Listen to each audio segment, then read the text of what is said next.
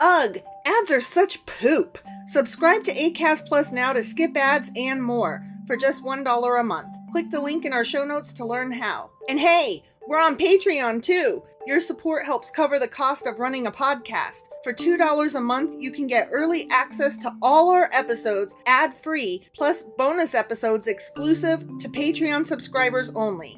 Visit patreon.com/sacrilegious discourse to sign up now.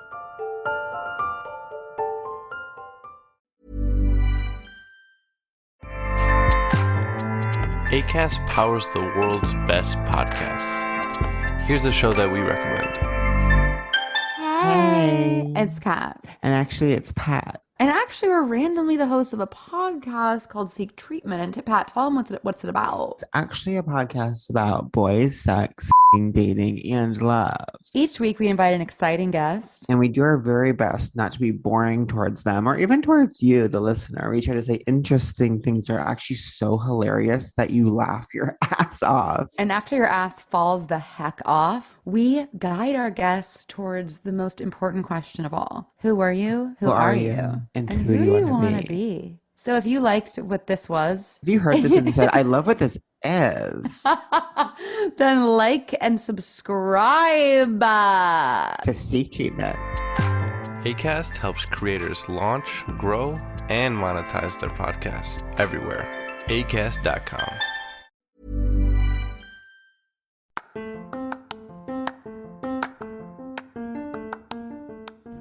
Welcome to Sacrilegious Discourse. I'm husband. And I'm wife. Together, we're reading the Bible for the very first time.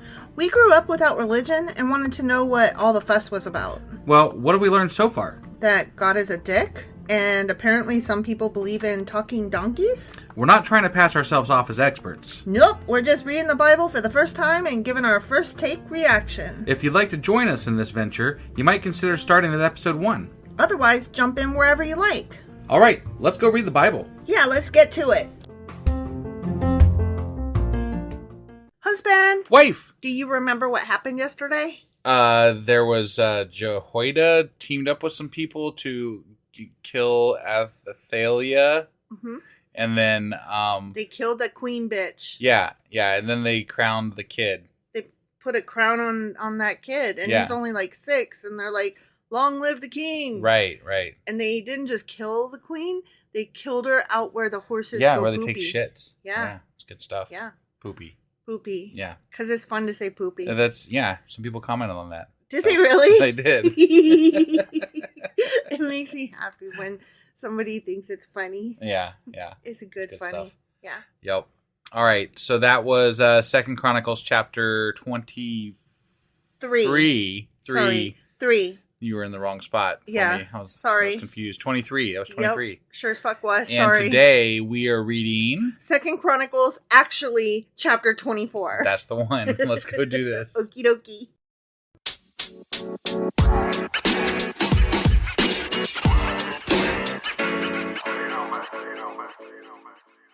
Okay, 2 Chronicles, chapter 24. All right.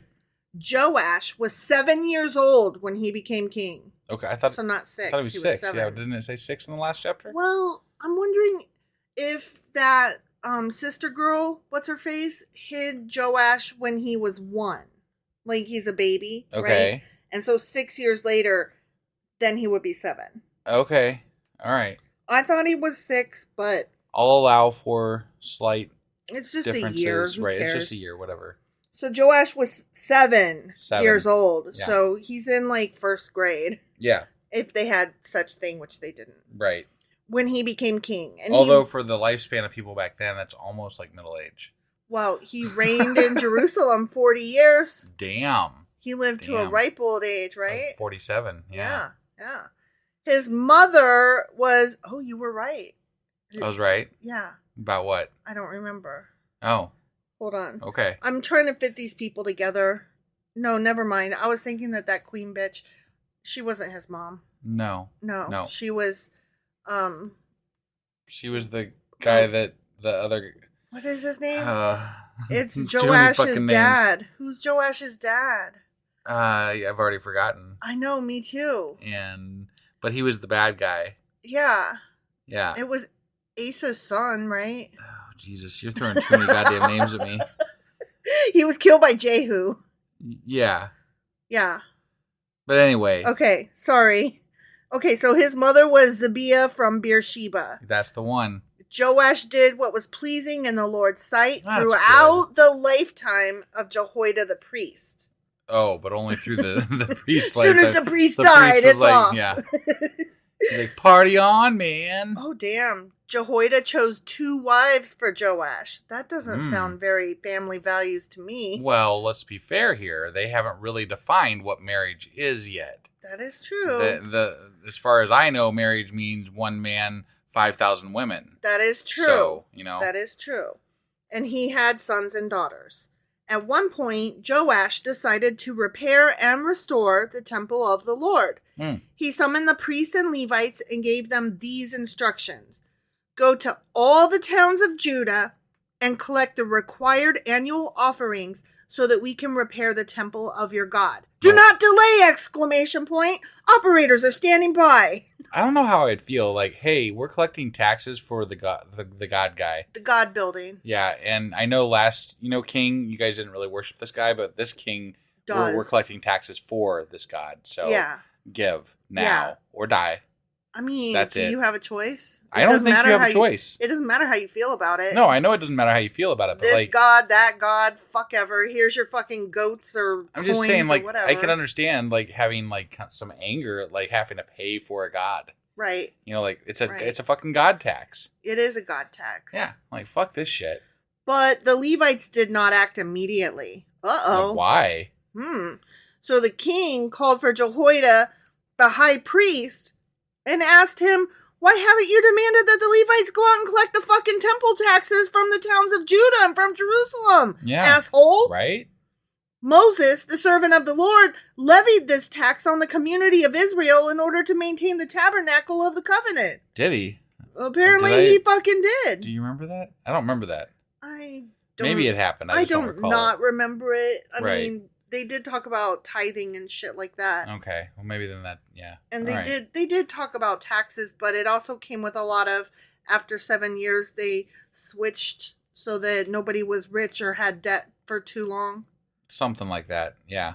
It was the year of jubilation every 7 years. Right. That was basically if you became enslaved that you got to be freed. Because, like, if you had to give up all your own what you owned, right, then you could get it back at the end of that 7 years and not be a slave anymore or something. Right.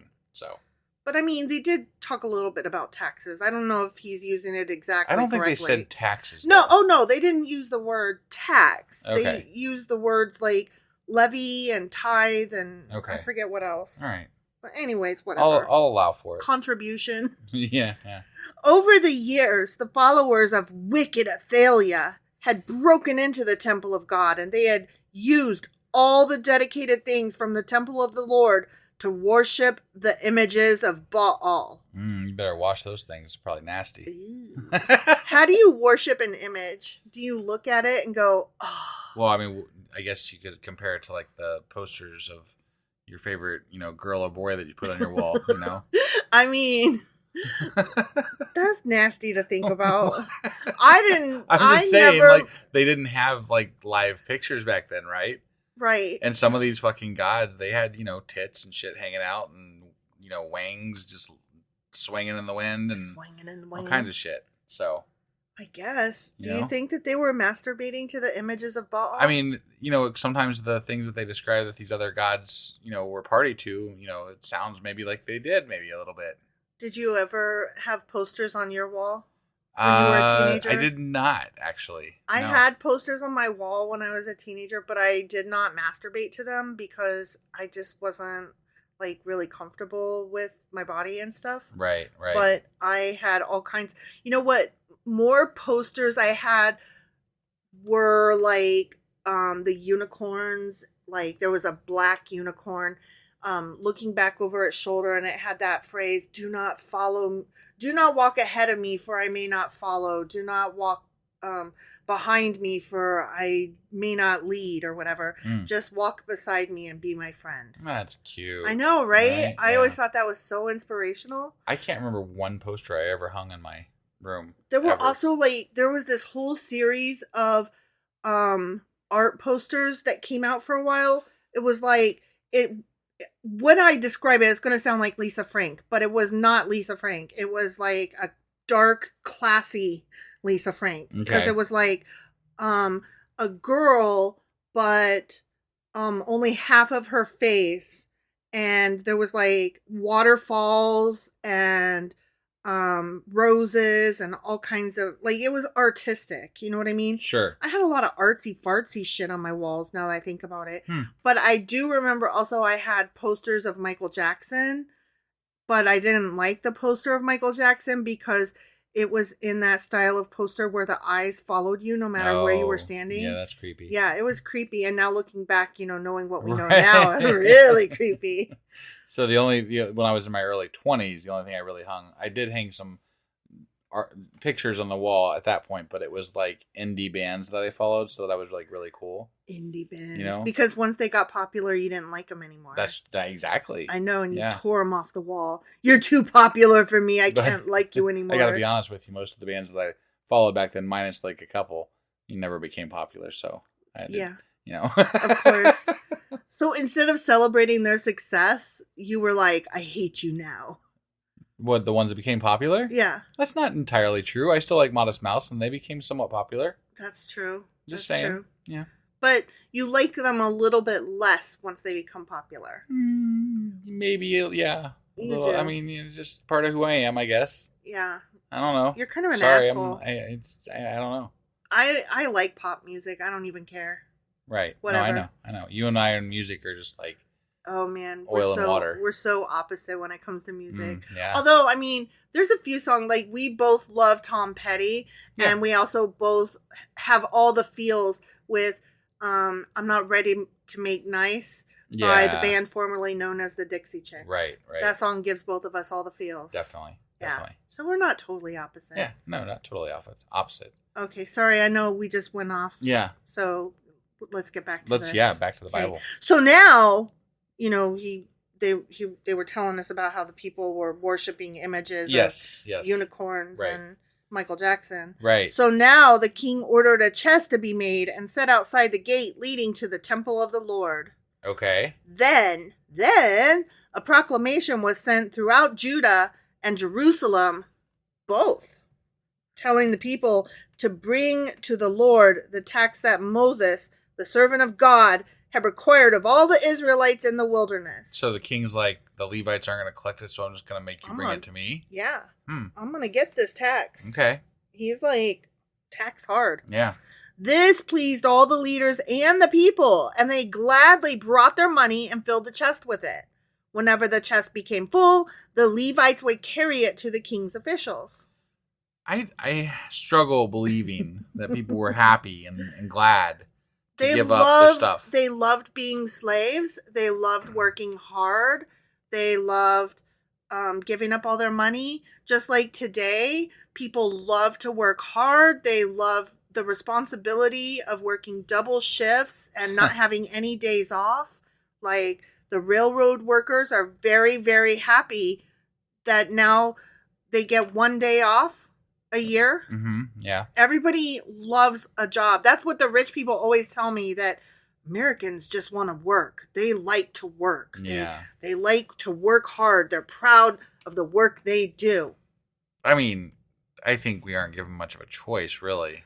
I think that they're full of shit. And right. I think that if they're like, yeah, I love putting in a hard day's work, I think that their idea of a hard day's work and a poor person's idea of a hard day's work is completely different. Oh, I totally agree. So I don't think that they actually like putting in a hard day's work. Right. Because their hard day's work involves wearing a suit and sitting at a computer or around a conference table, or, they have Starbucks all the time. Right. I don't think that they scrub toilets, and I don't think that they do heavy lifting and manual labor. Right. So I don't think they actually like putting in a hard day's work. Not that you have to do that to do hard work.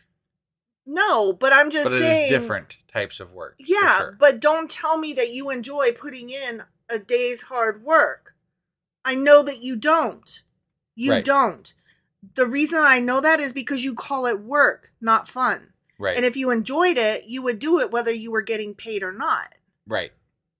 That would make it not work. But you called it work, therefore it is automatically not fun. Correct. That's all there is. Okay. Then the court secretary and an officer of the high priest would come and empty the chest and take it back to the temple again. And everybody was I thought they just said the totally Levites honest. did that. Well, yeah, the Levites take it to the king's officials. Oh. And then the court secretary and a high priest secretary person They would come sort and it get and it. whatever. Yeah. Okay. And nobody took any coins. Nobody, yeah. Not a one. They were all They just were all on the upstanding, up and up. Very capable Very capable. money counters. I want a t-shirt that just says very capable. Yeah, I think I'm going to make that. Yeah. I need that. Yeah. It's like somebody wearing the one shirt that just says university on it. Right. I love that. This went on day after day, and a large amount of money was collected, which, that makes sense if it was filled up multiple times. Right, yeah. The king and Jehoiada, the priest that actually made him king, Yep. gave the money to the construction supervisors who hired masons and carpenters to restore the temple of the Lord. That's great. They That's paid great. for work. Maybe. Awesome. Or they had slaves. Probably that One of the two. They also hired metal workers who made articles of iron and bronze for the Lord's temple. The men in charge of the renovation worked hard and made steady progress because they were very capable. Yeah. They restored the temple of God according to its original design and strengthened it. Well, that's great. Awesome. Yeah. Yay for the city of David or whatever. Right. Temple of the Lord. Yeah, whatever. Right. When all the repairs were finished, they brought the remaining money to the king and Jehoiada. Whoa, they said they had extra. Yeah, that's amazing. Crazy. They weren't like, let's build a pool and a golf course. Right. It was used to make various articles for the temple of the Lord, articles for worship services, and for burnt offerings, including ladles and other articles made of gold and silver. Okay. And the burnt offerings were sacrificed continually in the temple of the Lord during the lifetime of Jehoiada the priest. But just Jehoiada the priest. Just Jehoiada the priest. It does not talk about what Joash did once Joash Jehoiada... is waiting for Jehoiada to kick it so he can be like, man, party! We are going to go party. Yeah. Jehoiada the priest lived to a very old age, finally dying at 130. Jesus. That is a long life. That is a really old age. Yikes. He was buried among the kings in the city of David because he had done so much good in Israel for God and his temple. Man, that's some high praise. Yeah, it is. But after Jehoiada's death, the leaders of Judah came and bowed before King Joash and persuaded him to listen to their advice. Wait, the leaders of Judah? I thought we were in Judah. We are. Okay. Oh, so, that's right. That's right. These are like the other. This is like the cabinet or something. Yeah. So the bad guys in their own land came and were like, "Hey, now that the priest is gone, we should do things this way. Bad things." Right. They decided to abandon the temple of the Lord, the God of their ancestors, and they worshipped Asherah poles and idols instead! Exclamation point. Yeah. This is where we get our peep shows and our titty bars. I don't think Joash was very well versed in being a loyal God servant person. To be so easily switched after so many years. Right. He's decades, almost 40 years. He's been a good king, right? Doing what he's supposed to do. Right. And now all of a sudden, after almost 40 years, he's like, nah, fuck it. I feel like Jehoiada was actually the one in charge. Yeah, probably. And this kid was just like, he was sitting in the background seething. Right. Because he's like not really the king. Right. Because of this sin, divine anger fell on Judah and Jerusalem. Yet the Lord sent prophets to bring them back to him. That was nice. He didn't just punish them? No, he sent punishment, but then he was like, just kidding. Right. The prophets warned them, but still the people would not listen. The people. Right. The people following their king. The people were gladly giving their money to God. Yeah. According to this chapter. Yeah. So apparently they just switched everything up as soon as... See, to me, it's the king causing the problem. Yeah. or the leadership causing the problem. It's not the fucking people. No. The people are just the poor saps in the middle that are of all stuck, this shit. being forced to follow their king. Right.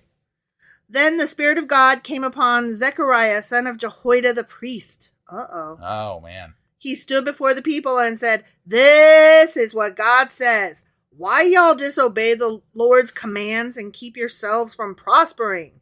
You have abandoned the Lord, and now he, guess what, has abandoned you." Boom. Feel it. Yeah. Then the leaders plotted to kill Zechariah, and King Joash ordered that they stone him to death in the courtyard of the Lord's temple. Wow. Joash was like, that'll be enough of that. Right.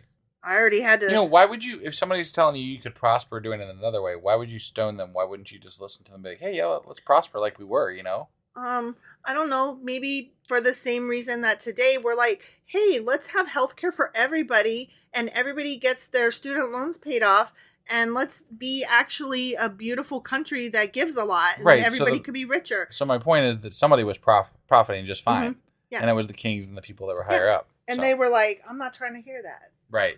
I don't want everybody to be rich, only me. Right. Yeah.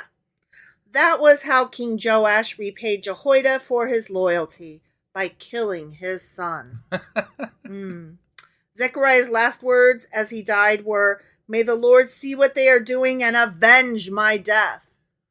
That is not what Jesus said when he died. No, it's not. No. Yeah. Jesus said something along the lines of, "Forgive them for their dumbasses." Right. Yeah.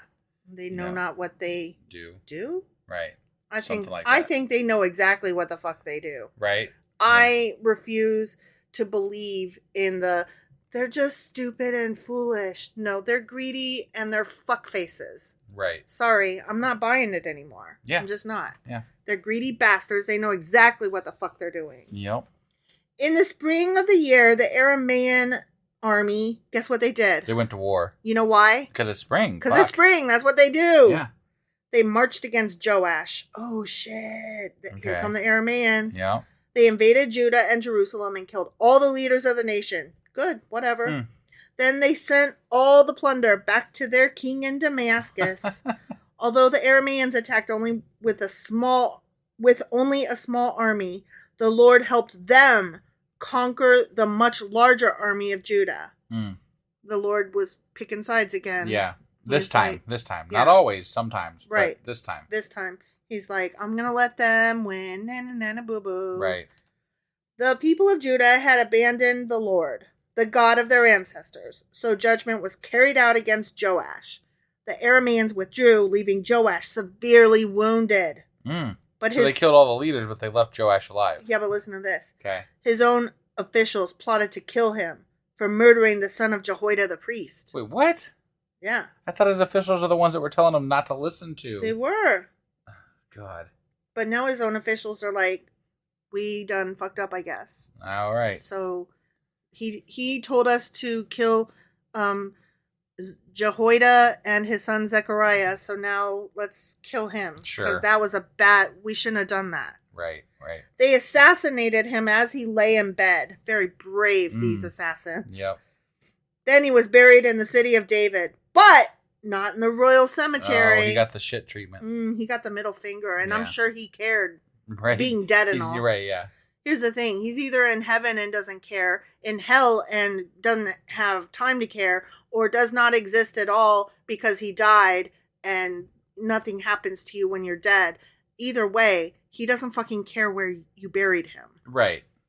The assassins were Josachar, the son of an Ammonite woman named Shemeath, and Jehozabad, the son of a Moabite woman named Shomer. The account of the sons of Joash, the prophecies about him, and the record of his restoration of the temple of God are written in That fucking book. those fucking books. His son Amaziah became the next king. The end. Wow. So he still got his descendant to go take the crown, huh? Yep. Like that they got destroyed. Mm-hmm. And then they're like, but we're still good enough to just keep going on. Yeah. So whatever. Right. Okay. Yep. Yeah, so I guess kings are gonna be shitty, and King's gonna king. I mean, it's the same story we had before. Just a little bit more detail. Yep. Or less detail sometimes. Even when they're good, they still, like, in the last 10 years of their life, suddenly develop bad habits. It's like, it's the same shit we read before. Yep. Okay. But, whatever. I can't be bothered to care. Yeah. I'd rather talk about the posters on my wall, quite honestly. All right. That was 2 Chronicles chapter 24. Sure as fuck was. I should say this real quick. Remember. The 5th of November? No. We're doing this to read the Bible. Oh, yeah. Yeah. Okay. So we're doing this to read the Bible. We are doing this to read the Bible. Because I think sometimes here lately we've been a little bit like, we've heard these stories before. Yeah. This is We so have. boring. You're right. And they are. They are boring. And normally it's me saying, don't forget our main goal is just to get through the Bible. So good on you. Right. Good on you for bringing me back. Yeah. So we're getting through this, you guys. We're doing it. We're getting there. Doing it. We're moving right along. Yeah. Okay. Anyway, that was 2 Chronicles chapter 24. And tomorrow we'll be back with 2 Chronicles chapter 25. We'll Woohoo! see you guys then. Bye.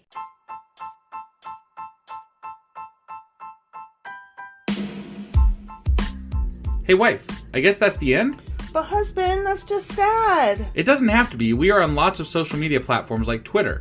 Our handle there is sacrilegious_D. For D's nuts. Oh my God.